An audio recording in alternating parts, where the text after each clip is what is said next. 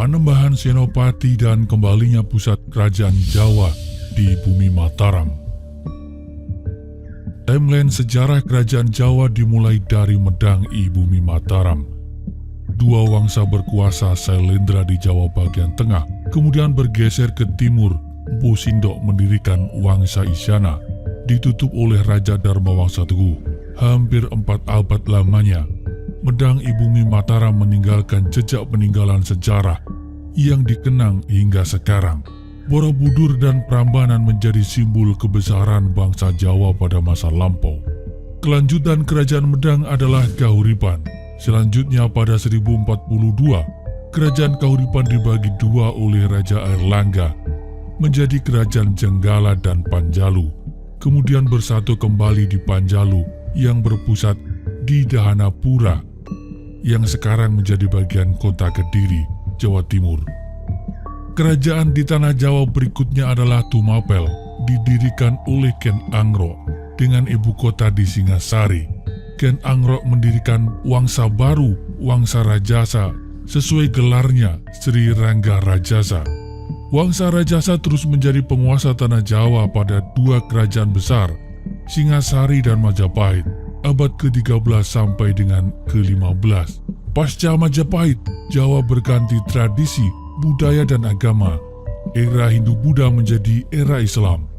Lahirlah kerajaan-kerajaan bercorak Islam. Kesultanan Demak di daerah Demak, Jawa Tengah, kemudian bergeser ke Demak Jipang di Kecamatan Cepu, Kabupaten Blora sekarang. Selanjutnya Pajang di Solo, dan tibalah waktunya pusat kerajaan Jawa kembali ke bumi Mataram. Bakal berdirinya kerajaan besar di Mataram sebenarnya sudah diramalkan oleh Sunan Giri.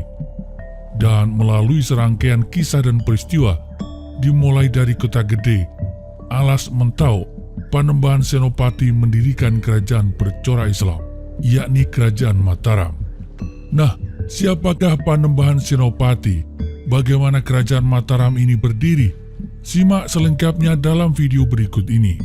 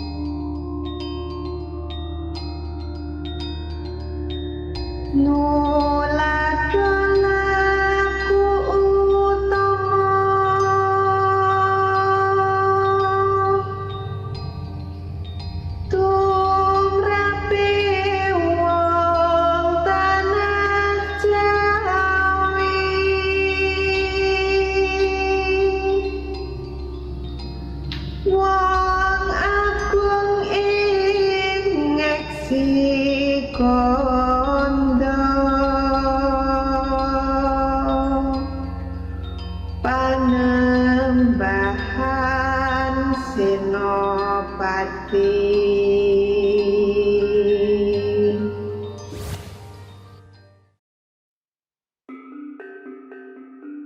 Panembahan Senopati dan sejarah berdirinya Mataram Islam. Mataram secara bahasa berarti ibu, bagian dari dataran Kewu, merupakan salah satu kota kuno yang pernah menjadi pusat pemerintahan kerajaan Medang.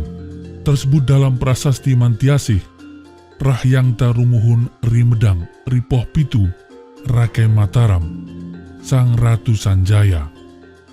Leluhurmu dahulu di Medang, di Poh Pitu, penguasa Mataram, Sang Ratu Sanjaya.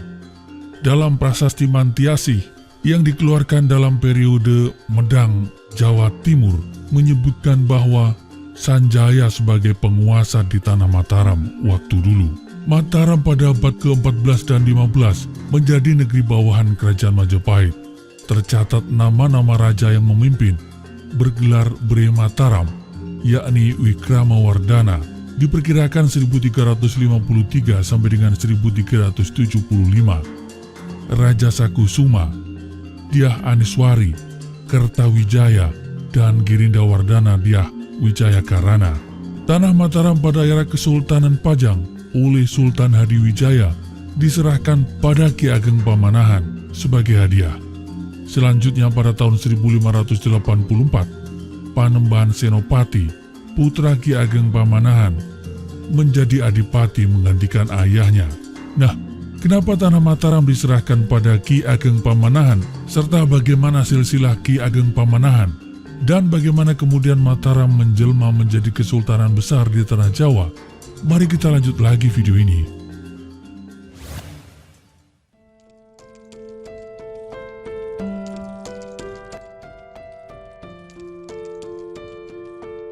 Berdirinya Kerajaan Mataram bertalian dengan 3 hal yang akan kita paparkan berikut ini.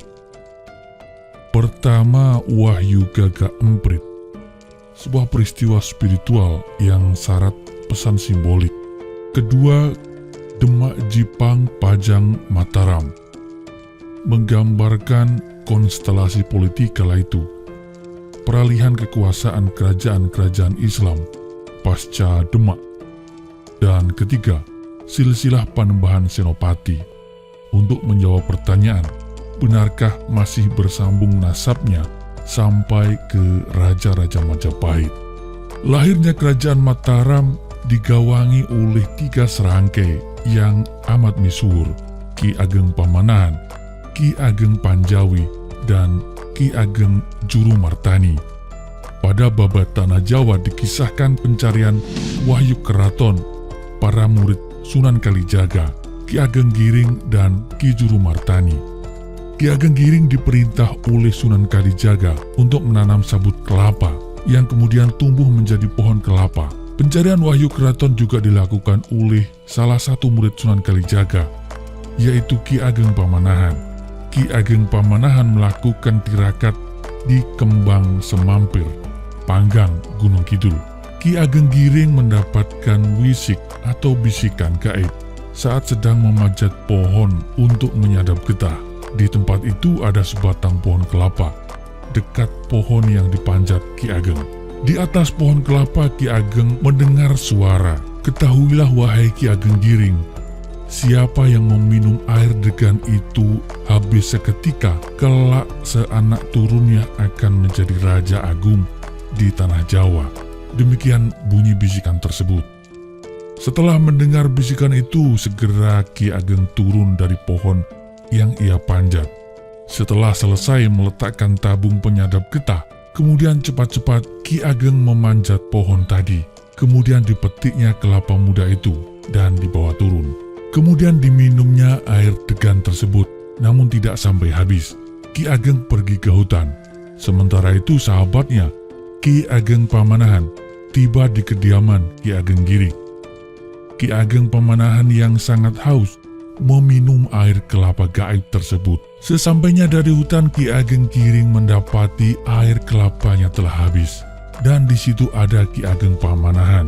Sebagai seorang yang memiliki kelebihan, Ki Ageng Giring menyadari bahwa dirinya pun mengetahui akan takdir, bahwa Ki Ageng Pamanahan akan menurunkan raja-raja yang menguasai Tanah Jawa. Ia menyampaikan maksud agar Ki Ageng Pamanahan menjadikan salah seorang keturunannya kelak menjadi raja di Mataram. Kemudian Ki Ageng Giring melakukan tirakat memperoleh wahyu Mataram di Kalikowang, sedangkan Ki Ageng Pamanahan melakukan tirakat di luar rumah Ki Ageng Giring. Keduanya bersepakat menyebut nama wahyu yang diperoleh dengan Wahyu Gagak Emprit. Hasil pembicaraan dan diskusi perihal wahyu ini diakhiri permintaan Ki Ageng Giring agar diberikan jatah mengisi harapan kemuliaan di kemudian hari, dan Ki Ageng Pamanahan kemudian menyetujui. Kelak kemudian keturunan Ki Ageng Giring akan menduduki tahta di Mataram.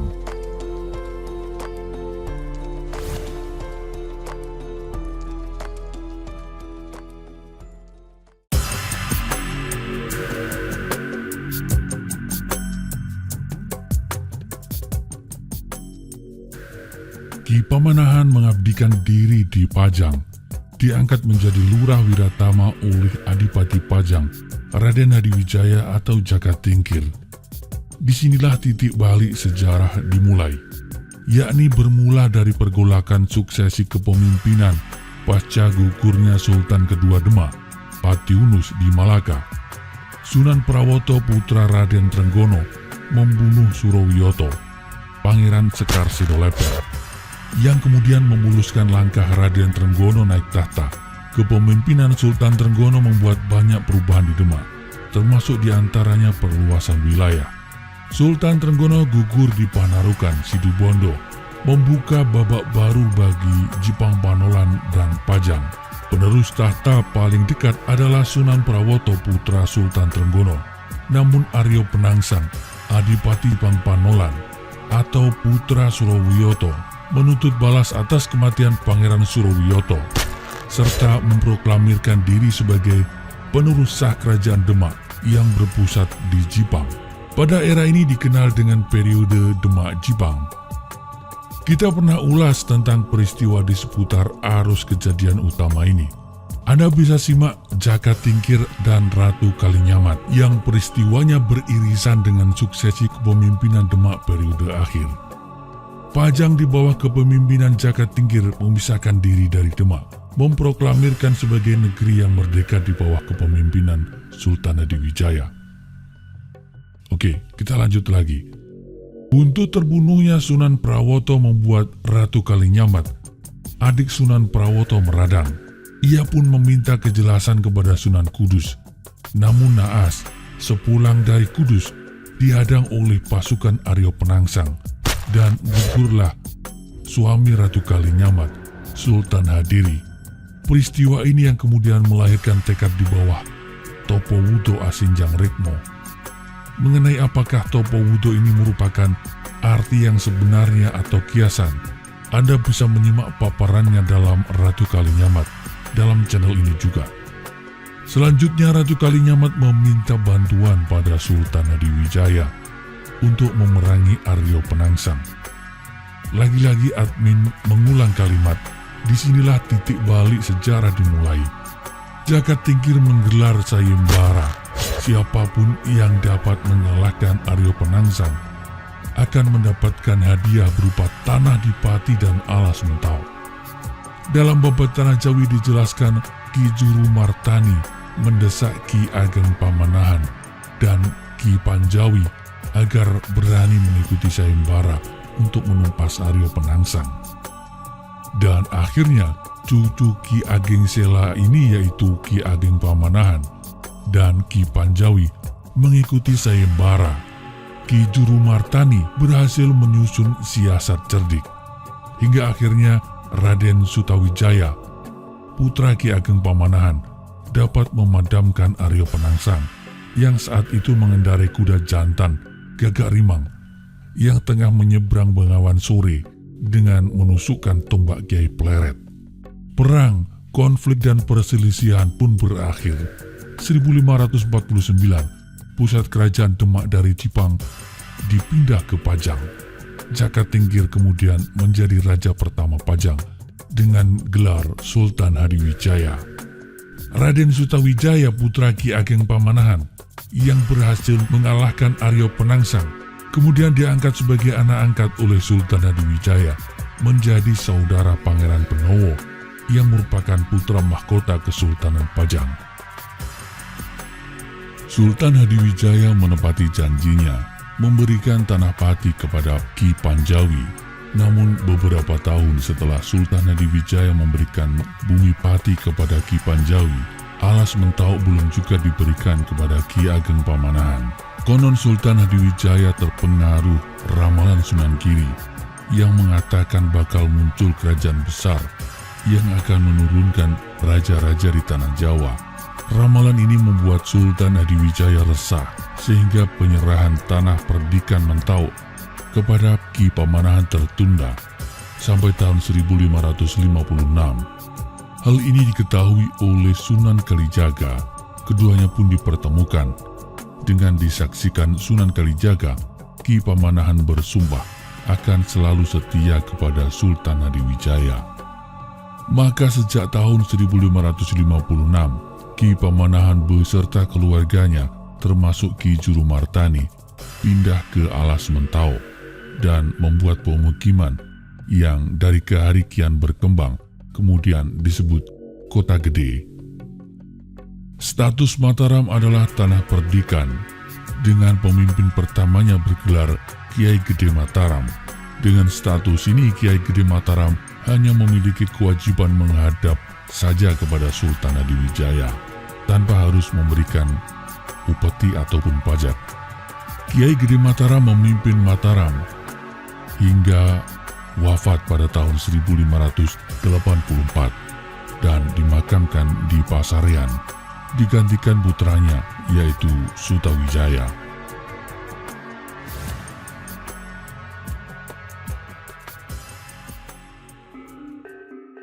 Sutawijaya atau Danang Sutawijaya inilah kelak kemudian yang menjadi peletak dasar Kesultanan Mataram. Danang Sutawijaya bergelar Panembahan Senopati, memiliki beberapa nama kecil dan julukan, di antaranya Raden Bagus Dananjaya, Raden Ngabei Saloreng Pasar, Raden Ngabei Salering Peken, Risang Sutawijaya, dan Danang Sutawijaya yang lebih dikenal di kemudian hari. Di bawah kepemimpinan Danang Sutawijaya yang bergelar Panembahan Senopati, Mataram berbenah menjadi lebih maju, membangun benteng-benteng pertahanan, dan militernya pun menjadi lebih kuat. Sultan Hadiwijaya resah mendengar kemajuan anak angkatnya, kemudian mengirim dan menyelidiki perkembangan Mataram. Yang diutus adalah Arya Pamalat Tuban, Pangeran Benowo, dan Patih Mancanegara. Kesemuanya dijamu dengan pesta oleh Senopati. Namun sempat terjadi perselisihan antara Raden Rangga, putra sulung Senopati, dengan Arya Pamalat. Pada tahun 1582, Sultan Hadiwijaya menghukum Tumenggung Mayang dibuang ke Semarang karena membantu anaknya yang bernama Raden Pabelan menyusup ke dalam keputren, membantu Ratu Sekar Kedaton, putri bungsu Sultan. Atas kejadian ini Raden Pabelan pun dihukum mati. Kejadian ini memantik kemarahan Panembahan Senopati karena ibu Pabelan adalah adik Senopati. Kemudian ia mengirim para mantri Pamejagan untuk merebut Tumenggung Mayang dalam perjalanan pembuangannya ke Semarang. Dan apa yang diperbuat oleh Senopati membuat Sultan Hadiwijaya murka. Ia pun berangkat sendiri memimpin pasukan menyerbu Mataram. Perang terjadi. Pasukan Pajang dapat dipukul mundur. Sultan Hadiwijaya pun sakit dalam perjalanan pulang dan meninggal tak lama kemudian. Sepeninggal Sultan Hadiwijaya, terjadi perebutan kekuasaan di Pajang. Arya Pangiri, menantu Sultan Hadiwijaya, yang menjadi Adipati Demak, didukung Panembahan Kudus merebut tahta Pajang pada tahun 1583, menyingkirkan Pangeran Benowo yang menjadi Adipati Jipang. Pangeran Benowo kemudian bersekutu dengan Panembahan Senopati pada tahun 1586. Perang pun terjadi. Arya Pangiri tertangkap dan dikembalikan di Demak. Pangeran Benowo pun diangkat menjadi Raja Pajang sampai tahun 1587. Dan sepeninggal Pangeran Benowo, Pajang menjadi bawahan Mataram dengan dipimpin oleh Pangeran Gagak Baning, adik Panembahan Senopati. Maka sejak itu Senopati menjadi raja pertama Mataram, memerintah sebagai raja pertama pada tahun 1587 sampai dengan 1601, bergelar Panembahan Senopati ing Alogo Saidin Panotokomo Khalifatullah Tanah Jowo, dengan pusat pemerintahan terletak di Kota Gede. Tema yang dimuat dalam video ini terjadi puluhan bahkan ratusan tahun silam, sehingga sangat mungkin tidak sama persis seperti asal kejadian. Catatan sejarah bisa saja berbeda dengan bukti dan kenyataan. Terhadap hal itu, admin terbuka pada setiap masukan. Admin juga tidak menganggap bahwa yang kami sampaikan adalah satu kebenaran tunggal. Admin menerima setiap kemungkinan dan masukan. Terhadap figur dan tokoh yang diceritakan, admin berlepas pandang dalam menilai, menghakimi maupun menghukumi. Kami memegang kaidah, wa ma jara baina sahabi naskutu. Seluruh yang terjadi antara para sahabat sengaja kami perluas, artinya jadi sejarah secara umum. Kami diam, tidak ikut campur, tidak membahas. Di mata admin, masa lampau dan seluruh dinamika di dalamnya adalah hikmah. Terima kasih. Salam hangat. Assalamualaikum warahmatullahi wabarakatuh.